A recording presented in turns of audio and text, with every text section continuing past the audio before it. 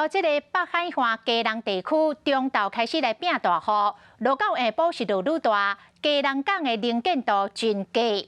这个基隆港是阮下晡的2点开始来落大雷雨。基隆港内的海水拢染做黄土色的，码头的南北甲东西两岸拢看袂清楚。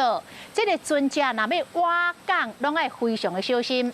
根据着气象局的资料，4号量大约是30毫米。除了大雨，阁伴随着雷公4呐。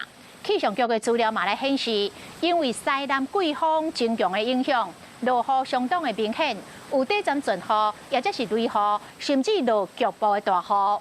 呼吁住伫个地势较低这个所在的乡亲，要特别小心。Hello， 大家好，我是品轩。想要跟我一起品味生活中的大小事吗？一定要赶快打开华视的 YouTube 频道，按赞订阅，并且开启小铃铛哦。